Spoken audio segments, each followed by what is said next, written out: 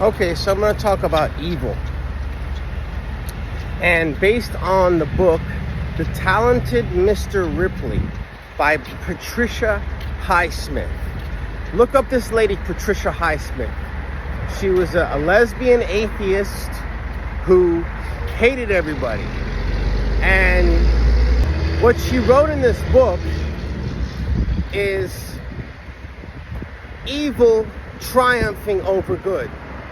And she said that that's what she wanted to exemplify, and she wanted to celebrate that eventually evil is going to triumph over good. Isn't that disgusting? Let me tell you about this, the book and also the movie.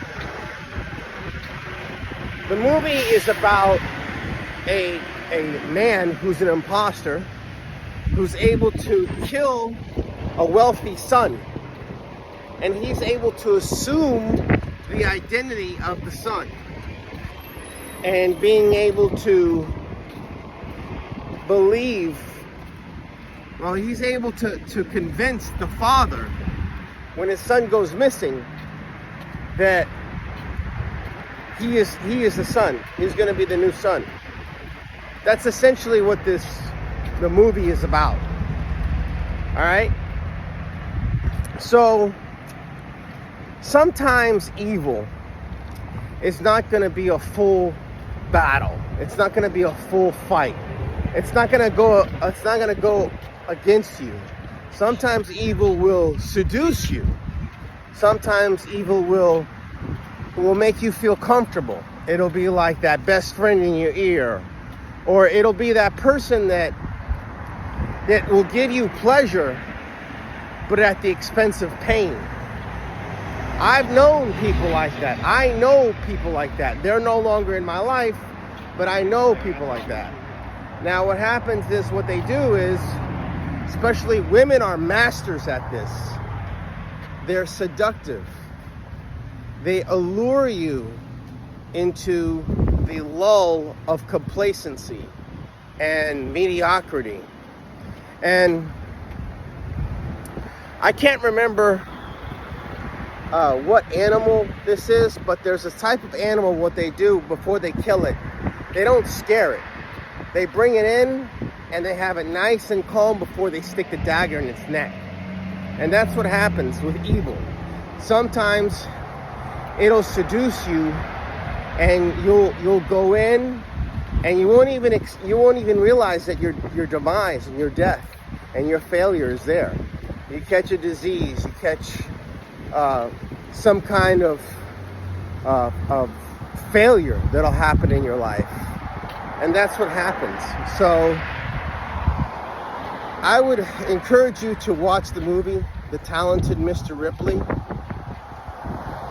And one of the things he talks about in that movie is he talks about like the basement where the demons are, and that he doesn't want to share his dark side because he's a scammer, and he meets other people during during the movie and during the book. He meets other people, and he says he doesn't want to reveal himself, who he truly is, because he's afraid of what other people are going to think of him. But he really does want to reveal who he is, and he talks about the basement in his mind. The basement is where he keeps all the bad things that he's done. He throws it in the basement, and he talks about let me explain. One of his partners asked him, he says, you know, when you do bad stuff, don't you feel bad about it? Don't you think about it? He goes, no. He goes, what I do is, if I do bad things, I go ahead and put it into a basement, and I take the key and I forget about it, and I don't think about it anymore. So this is the definition of a psychopath. He doesn't let the bad things that he's done bother him. As most people, if they did something bad, they would feel bad about it. They'd feel guilty about it. Not him. He forgets about it. So that's what he's talking about when he says basement. So he goes and he says to his partner, I don't know if it doesn't really. It's implication that it's a homosexual relationship, although I didn't see any on-screen kissing, thank God.